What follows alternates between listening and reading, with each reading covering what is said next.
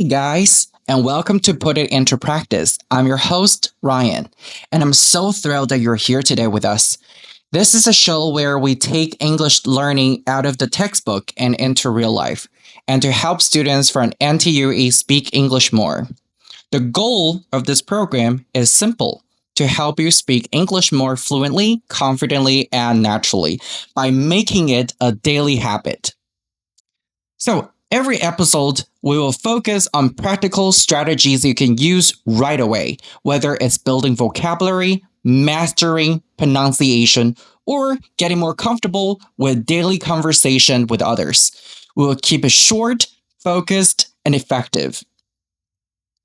Fluency doesn't happen overnight, but if you put it into practice every single day, it will happen. So grab a notebook, hit play, and let's start turning your English into action.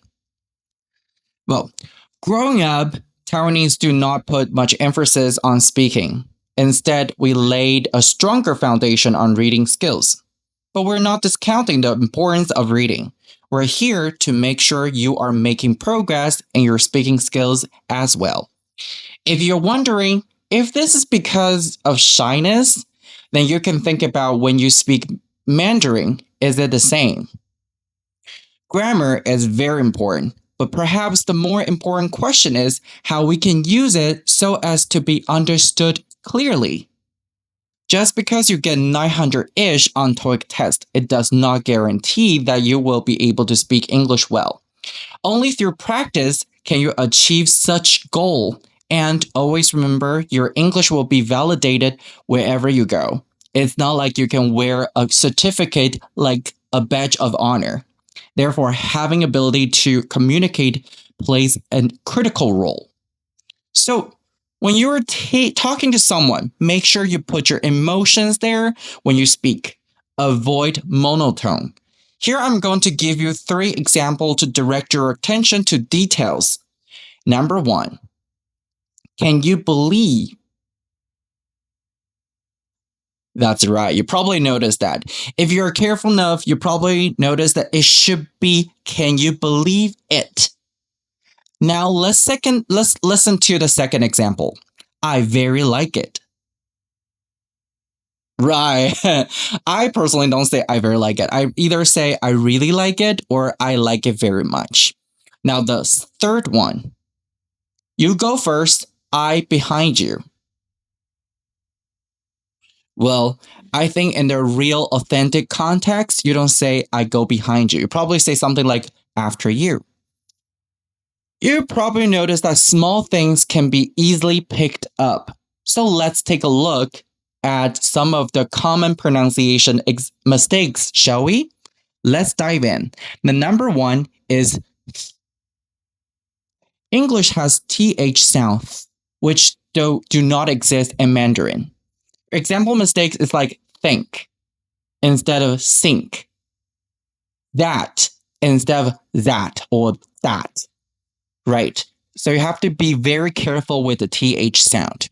Now, number 2 is we ending consonants are dropped or devoiced. We have to make sure we pronounce every word. Like the word itself, word. We don't say word, we say word.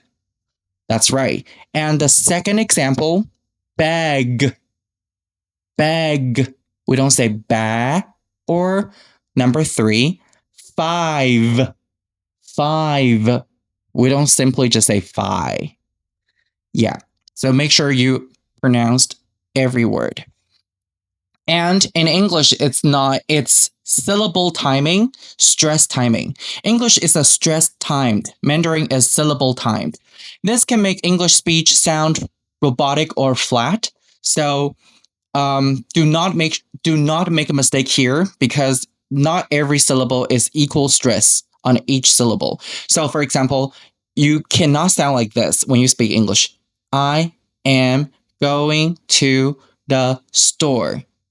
Well, this sounds very robotic. So in English, you can say, I'm going to go to the store.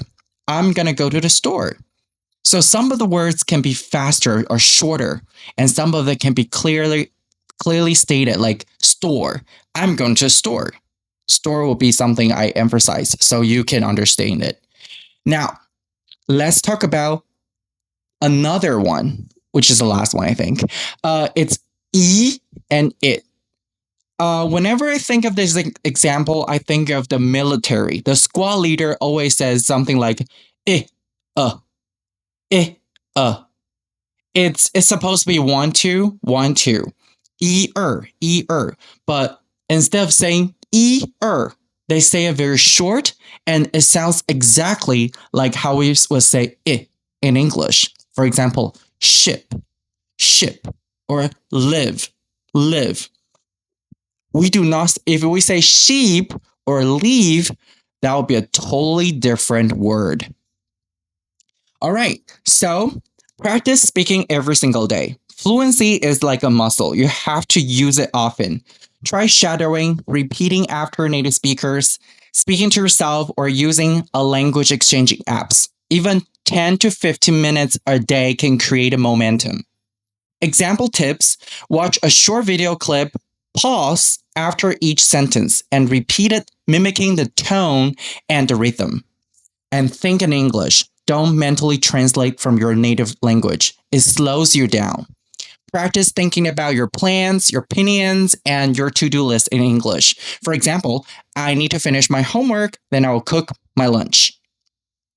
And in English, most of the time we use chunks and sentence patterns. So native speakers do not speak word by word. They speak in chunks. And I'm going to share with you some words. I think it's going to come in handy. Number 1, as far as I know, I am top of the class. Sure. It depends. It depends on the situation. Well, do you like noodles or rice? Well, you can say it depends. Number 3, I'm not quite sure, but I think. So, what do you feel like going to an Italian restaurant later? I'm not quite sure, but I think Chinese restaurant is better. So what are we going to do next? I suppose that we could go to the school to practice for our English tests. I suppose that we could. Or, do you know where I can find the book? You can say something like, last time I checked, I saw it in the library. Yeah, those are very handy phrases that you can use. All right, now I'm going to read a letter from our listener. Hi, Ryan. I am a very rudimentary English-leveled speaker. My goal is to build confidence and basic vocabulary and a convert with speaking simple sentences. How can I do that? Well, there are a few suggestions you can do. Number 1, you can start with speaking with yourself.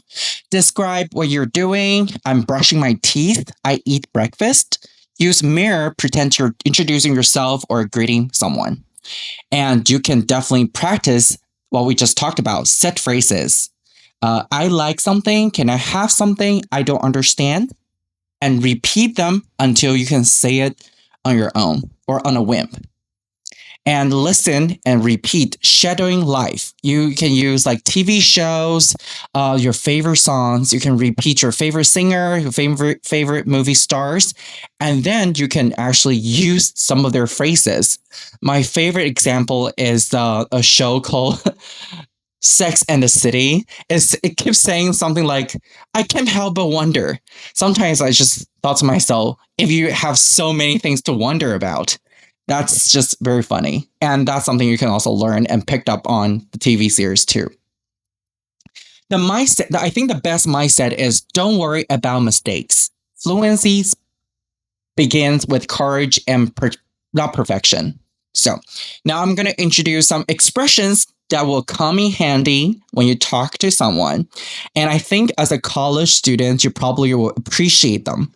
Number 1, it just came out of blue. For example, came out of blue, like we're talking about blue moon here. It's very rare. So it probably just like you didn't expect it to happen. For example, it just came out of blue. The professor said we are going to have a test tomorrow. Well, this is something you didn't expect coming. So obviously, you are very surprised.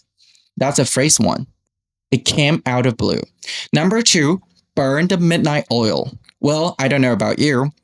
I burn the midnight oil a lot. Whenever I need to cram for the test or I need to prepare some reports, I always burn the midnight oil, which means I need to study at midnight until the break of the dawn. So it means staying up late, working or studying hard. And number 3, I'm on the cloud 9. Yes, it's the number 9. This one is really fuzzy because the one theory is that cloud 9 refers to a highest level of clouds in early weather classification, seen as the most beautiful and elevated. It means you're extremely happy. For example, I'm on a cloud 9 because I got 100 on the test. And of course, the next one, it's something more common. For example, bite a bullet. Means I have to endure something difficult or unpleasant. For example, I guess I just need to bite a bullet because there's nothing I can do about it. I got a B on a test. I guess I just need to bite a bullet and deal with it. And this is my favorite one. I have to hit the book before the midterm. Hit the book means to start studying hard. So what's your favorite phrases? You can let me know in a comment down below. And of course, if you practice alone, you can practice shadowing practice, which is a very useful source. Youglish, Youglish. Search any English word and phrase. You hear it, use it in thousands of real YouTube clips. It's great for mimicking pronunciation and rhythm. And a lot of sources came from TED Talks, Netflix, YouTube clips with subtitles. So you can pause it and repeat the lines out loud too. Number 2, you can always practice with ChatGPT. Ask for role plays, debates, or scenarios, conversations, job interviews, or shopping. They will provide you with instant feedback, and it's a real life situation. So you can always practice with someone. And of course, the third one, if you really want to practice with someone new, you can join us in the English Corner. We hold it every semester, and I'm sure that each host will have a very pleasant conversation with you too. So this is a wrap. And this is the wrap for today's episode of Put It Into Practice. Remember, fluency doesn't come from knowing more. It comes from using what you already know. So whether it's one new idioms that you learned or short shadowing sections or just talking to yourself in English while making your morning coffee, every little bit counts. Thanks for spending a few minutes with me today. If you enjoyed this episode, don't forget to subscribe, share it with your fellow learners, and most importantly, put it into practice. I'm Ryan, and I'll catch you next time. Until then, keep speaking, keep growing, and keep showing up for yourself. Bye.